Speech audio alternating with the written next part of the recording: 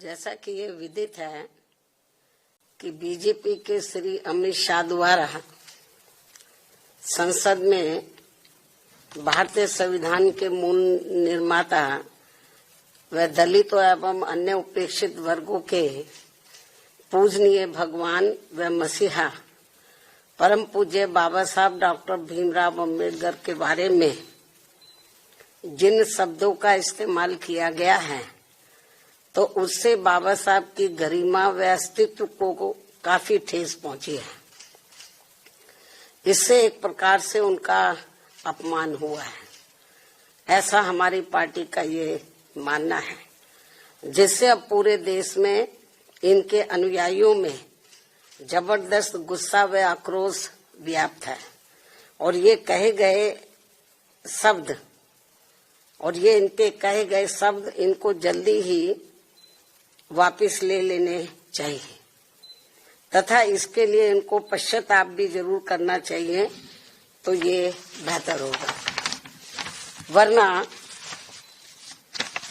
इनके अनुयायी इस घटना को कभी भी भुला नहीं पाएंगे तथा ना ही इनको कभी माफ कर पाएंगे। जिस प्रकार से बाबा साहब के प्रति कांग्रेस पार्टी के असंख्य रहे गलत कारनामों को इनके अनुयायी अभी तक भी भुला नहीं पाए हैं और ना ही ये कभी कांग्रेस पार्टी को माफ करने वाले हैं, चाहे ये अपने कितने रंग ढंग व चाल आदि भी क्यों ना बदल लें। इतना ही नहीं बल्कि कांग्रेस पार्टी ने बाबा साहब के देहांत के बाद तो इनके नाम को व संविधान निर्माण में रहे इनके अहम योगदान को भी इतिहास के पन्नों से मिटाने की भी पूरी कोशिश की है। हालांकि अपने इस मकसद में ये पार्टी अब तक जरूर कामयाब हो जाती, ये कांग्रेस पार्टी अब तक जरूर कामयाब हो जाती यदि बाबा साहब डॉक्टर भीमराव अम्बेडकर के देहांत के बाद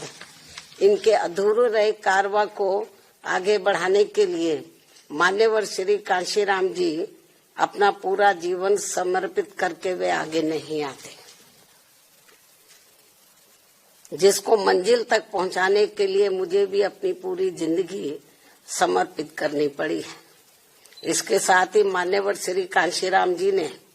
बाबा साहब के संघर्ष व इनके कारवा को खत्म करने वाली कांग्रेस पार्टी के सभी साम दाम दंड भेद आदि हथकंडों का मुकाबला करके व उनसे सावधानी बरतते हुए तब फिर बीएसपी का गठन किया है, जिससे अब कांग्रेस, बीजेपी व अन्य सभी जातिवादी एवं संकीर्ण मानसिकता रखने वाली पार्टियां किस्म किस्म के हथकंडे इस्तेमाल करके कमजोर करने में लगी है। जबकि यूपी में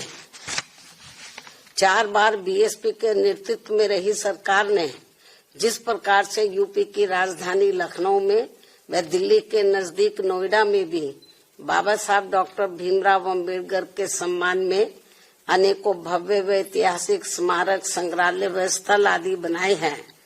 साथ ही इनके नाम पर यहाँ अनेकों जनहित की योजनाएं शुरू की गई हैं।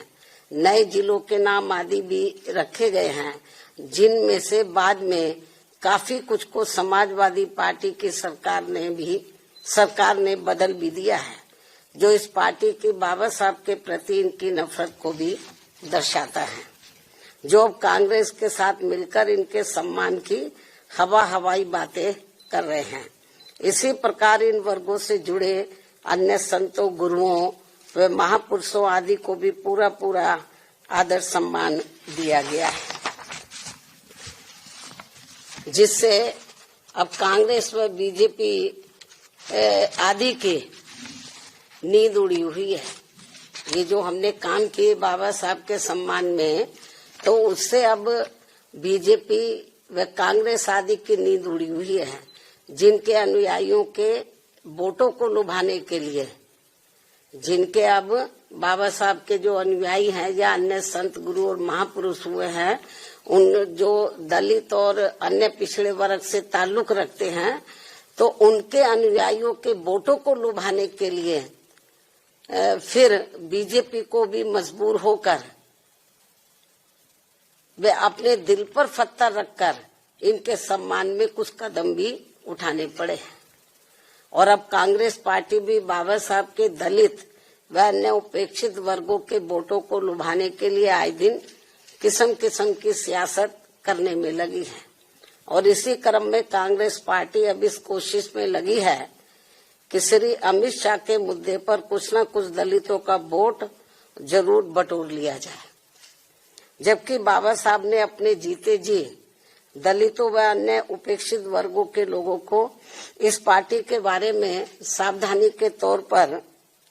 उन्हें ये कहा था कि कांग्रेस पार्टी कभी भी माफ करने लायक पार्टी नहीं है। इस पार्टी से इन वर्गों के लोग कभी भी जुड़ने की कोशिश ना करें, ये बाबा साहब ने कहा था। क्योंकि जिस कांग्रेस पार्टी ने कदम कदम पर हमेशा मेरा अपमान किया, यानी कि बाबा साहब का अपमान किया है, मुझे इस पार्टी ने कानून मंत्री पद से इस्तीफा देने के लिए मजबूर किया तथा संसद में चुनकर भी नहीं आने दिया है। इसके अलावा जो भी कानून संविधान में इनके हितों में बनाए गए हैं, वीकर सेक्शन के हितों में बनाए गए हैं, तो उन्हें भी लागू नहीं होने दिया गया है, जिनका चाल चरित्र व चेहरा अभी तक भी बदला नहीं है। और अब तो ये पार्टी भारतीय संविधान में इन वर्गों के मिले आरक्षण को ही सही वक्त आने पर खत्म करने में लगी है।